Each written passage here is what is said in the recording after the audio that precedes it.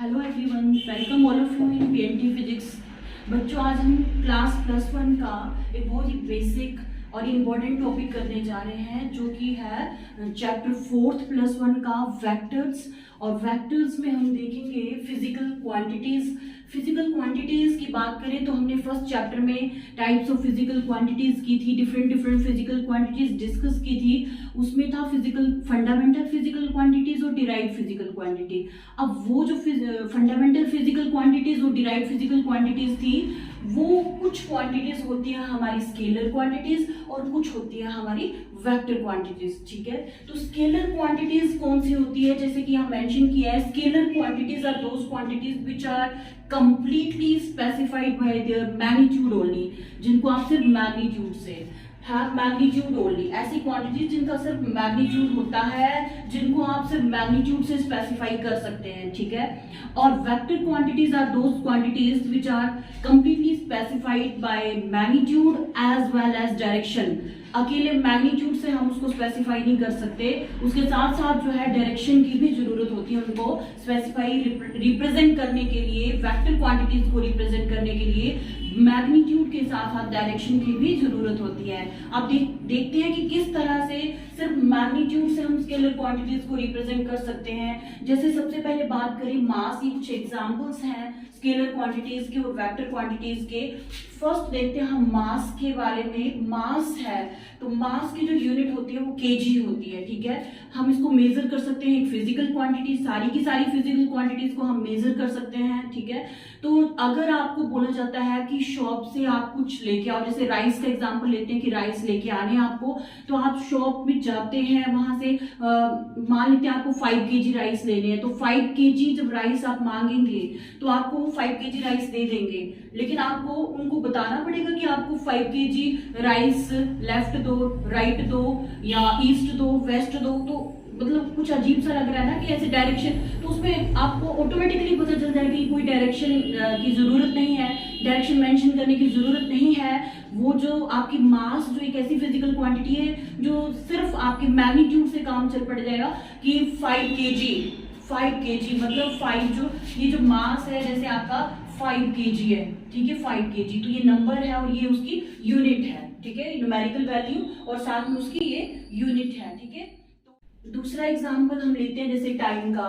तो ये टाइम, ठीक है, तो टाइम अगर आपसे कोई पूछे कि आपकी आज मैथ्स की क्लास कितने बजे है, तो आप बोलेंगे कि 10 AM। ठीक है, 10 o'clock, 10 AM, तो वहां से सब क्लियर हो रहा है कि 10 AM आपकी मैथ्स की क्लास है। उसमें भी आपको left, right, east, west, north, south कोई डायरेक्शन बताने की जरूरत नहीं है। तो टाइम भी जो होगी आपकी वो भी स्केलर क्वांटिटी है। ठीक है, नेक्स्ट है आपका टेम्परेचर। अब रूम टेम्परेचर कितना है आपका, रूम 25 डिग्री सी माना रूम टेम्परेचर है, तो 25 डिग्री सी रूम टेम्परेचर है, उसमें कोई डायरेक्शन बताने की जरूरत है।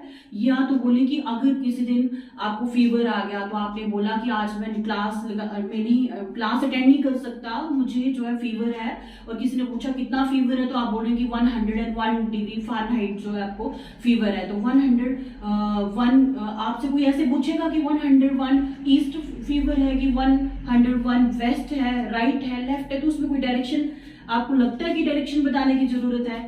तो बिल्कुल नहीं। टेम्परेचर के लिए भी कोई डायरेक्शन आपको बताने की जरूरत नहीं है। तो टेम्परेचर भी क्या हो गया आपकी स्केलर क्वांटिटी। उसी तरह से वर्क, 5 जूल वर्क किया हमने, 5 जूल एनर्जी कंज्यूम हुई है। ठीक है, बिना डायरेक्शन के आप इसको बता सकते हैं, सिर्फ इसके मैग्नीट्यूड से इसको स्पेसिफाई कर सकते हैं, तो ये भी आपकी स्केलर क्वांटिटी है। ठीक है, देन वॉल्यूम, डेंसिटी। अब डेंसिटी क्या है आपका कि कितने वॉल्यूम में कितना मास है। ठीक है, कोई चीज कितनी डेंस है, तो वो भी बिना डायरेक्शन के आप मेंशन कर सकते हो।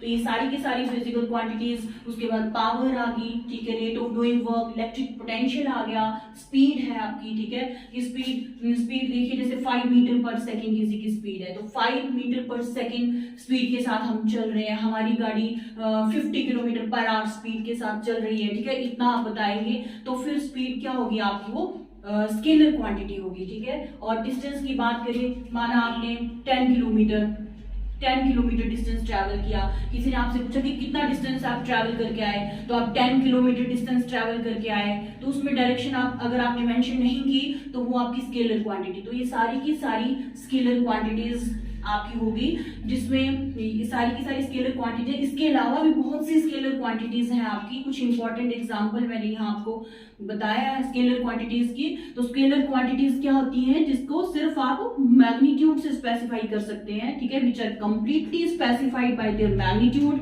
ठीक है, उनको बोलते हैं स्केलर क्वांटिटीज। और अब आ जाते हैं वेक्टर क्वांटिटीज पे।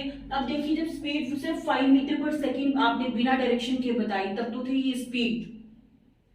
जब डायरेक्शन के साथ इसको बताते हैं स्पीड को, तो वो बन जाती है वेलोसिटी, कि 5 मीटर पर सेकेंड ड्यू ईस्ट, 5 मीटर पर सेकेंड ड्यू वेस्ट, मतलब 5 मीटर पर सेकेंड स्पीड के साथ गए हम, कौन सी डायरेक्शन में गए, ईस्ट डायरेक्शन में गए, ठीक है। 5 मीटर पर सेकेंड 10 मीटर पर सेकेंड स्पीड के साथ चल रहे हैं, कौन सी डायरेक्शन में, वेस्ट डायरेक्शन में या नॉर्थ में या साउथ में। तो इस तरह से कोई डायरेक्शन के साथ अगर बताते हैं स्पीड को पर्टिकुलर डायरेक्शन के साथ, तो वो आ गई हमारी वेलोसिटी।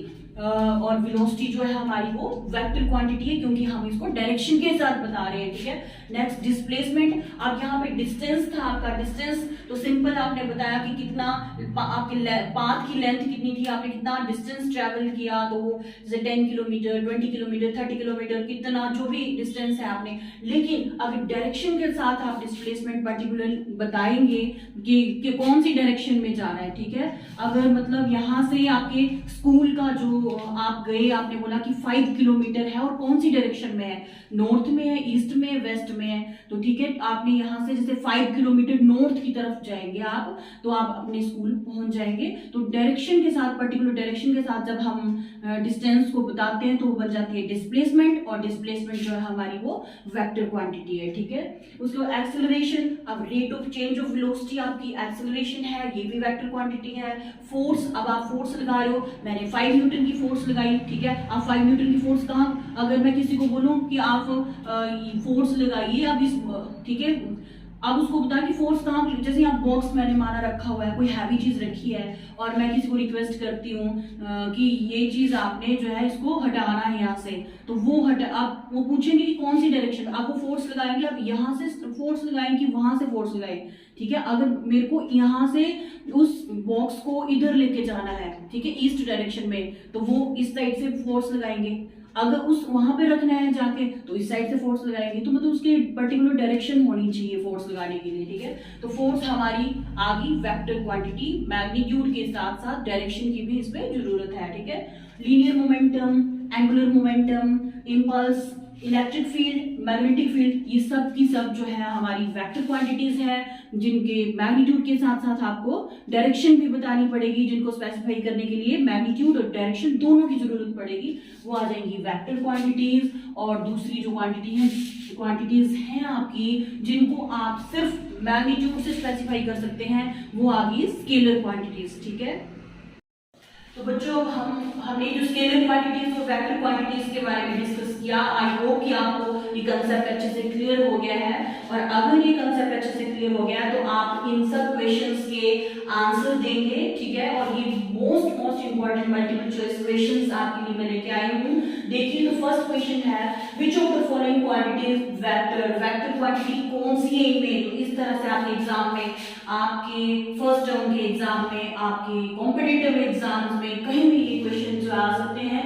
देखिए कि work, kinetic energy, power, angular momentum, अब इन चारों क्वांटिटीज में कौन सी क्वांटिटी जो वेक्टर क्वांटिटी है। तो देखिए कौन सी लगती है, हमने अभी देखा कि वर्क स्केलर क्वांटिटी है, हम 5 जूल वर्क कर रहे हैं, 5 जूल एनर्जी कंज्यूम, एनर्जी आपकी स्केलर क्वांटिटी है। पावर हमने देखा, वर्क अपॉन टाइम, ये भी हमारी क्या है, स्केलर क्वांटिटी है। तो वेक्टर क्वांटिटी जो है हमारी इसमें वो है एंगुलर मोमेंटम, ठीक है। वेक्टर क्वांटिटी कौन सी है इसमें, एंगुलर मोमेंटम। तो हमारा राइट जो ऑप्शन है वो होगी angular momentum, D option is right, that is angular momentum, ठीक है। Now the second question is, which of the following is the scalar quantity. अब इसमें आपको फाइंड आउट, यहाँ पे आपको वेक्टर क्वांटिटी फाइंड आउट करने को बोला था, और यहाँ पे क्वेश्चन को जरा ध्यान से पढ़ लीजिए, और यहाँ पे आपको ये स्केलर क्वांटिटी फाइंड आउट करने को बोला है। तो देखिए, electric field, velocity, magnetic field और इलेक्ट्रिक पोटेंशियल, इसमें से कौन सी आपकी स्केलर क्वांटिटी है। तो ये जो इलेक्ट्रिक फील्ड है ये आपकी वेक्टर क्वांटिटी है, वेलोसिटी हमारी वेक्टर क्वांटिटी है। देखिए, मैग्नेटिक फील्ड भी वेक्टर क्वांटिटी है। तो कौन है जो स्केलर क्वांटिटी है, इलेक्ट्रिक पोटेंशियल, ठीक है। तो ये जो इलेक्ट्रिक पोटेंशियल है, डी ऑप्शन, ठीक है। इलेक्ट्रिक पोटेंशियल जो है हमारा वो स्केलर क्वांटिटी है, ठीक है। इलेक्ट्रिक पोटेंशियल स्केलर क्वांटिटी होती है और इलेक्ट्रिक पोटेंशियल ग्रेडियंट जो होता है वो वेक्टर क्वांटिटी होती है, ठीक है। ये आपको याद रखना है।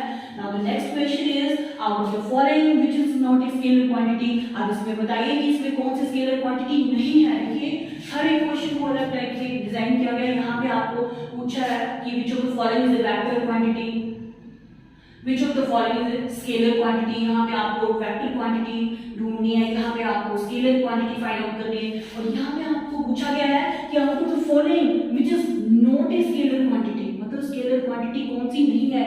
मतलब क्या पूछा कि वेक्टर क्वांटिटी कौन सी है, स्केलर क्वांटिटी कौन सी नहीं, मतलब वेक्टर क्वांटिटी कौन सी है। तो कौन सी स्केलर क्वांटिटी नहीं है। टाइम हमारा स्केलर क्वांटिटी है, ठीक है।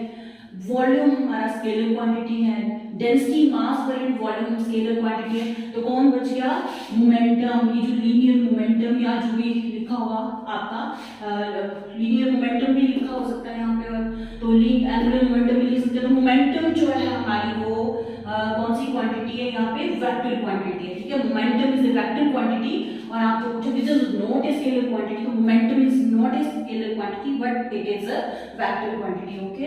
Now the next question out of pressure, power, energy, impulse, gravitational potential, temperature, area, ठीक है। Out of these the only vector quantities are, आप क्वेश्चन आपको इस टाइप से भी पूछ सकते हैं। इन सब में जो vector quantities out of these the only vector, देखिए only vector quantities are, कौन सी वेक्टर क्वांटिटीज है। देखिए इम्पल्स, प्रेशर, एरिया। यहाँ पे प्रेशर, इम्पल्स जो है और एरिया ये तो वेक्टर क्वांटिटी है, लेकिन प्रेशर जो वेक्टर क्वांटिटी नहीं है, ठीक है। नेक्स्ट देखिए यहाँ देखते हैं इम्पल्स एंड प्रेशर। तो इम्पल्स हमारी वेक्टर क्वांटिटी है, लेकिन जो प्रेशर है वो स्केलर क्वांटिटी है, ठीक है। एरिया, ग्रेविटेशनल पोटेंशियल, एरिया और ग्रेविटेशनल पोटेंशियल में एरिया वेक्टर क्वांटिटी है और यहाँ पे जो ग्रेविटेशनल पोटेंशियल है वो हमारा स्केलर क्वांटिटी है। नेक्स्ट है इम्पल्स, ये B option, impulse and area. तो इम्पल्स भी हमारी वेक्टर क्वांटिटी है और एरिया भी हमारा वेक्टर क्वांटिटी है, ठीक है। तो ये पूछा है कि out of these the only vector quantities are. तो ये दो जो है ध्यान से देखिए, इम्पल्स एंड एरिया जो है हमारा, impulse and area both are vector quantities, both are vector quantity. पूछा कि जैसे बीच में यहाँ पे कोई स्केलर दो अगर वेक्टर क्वांटिटी थी, ये दो वेक्टर है लेकिन कोई एक बीच में स्केलर आ गई तो आपको उसको नहीं बताना है। तो ये क्वेश्चन थोड़ा सा इनसे थोड़ा सा टफ हो जाता है। वैसे तो इजी है, अगर आपका कंसेप्ट क्लियर है, आपको एग्जांपल्स पता है तो इजी है, लेकिन थोड़ा सा इसमें ज्यादा दिमाग लगाना पड़ेगा। तो देखिए impulse and area are only vector quantities, ठीक है, in this four option. B option is the correct option. तो ये थे आज के हमारे 4 एमसीक्यूज, ठीक है। आई होप कि आपको ये जो बहुत ही इंपॉर्टेंट वेक्टर्स का, वेक्टर क्वांटिटीज और स्केलर क्वांटिटीज का कंसेप्ट अच्छे से क्लियर हो गया है और हमने बहुत से इंपॉर्टेंट क्वेश्चंस भी डिस्कस किए, ठीक है बच्चों। आज के लिए इतना ही। Thank you and have a nice day.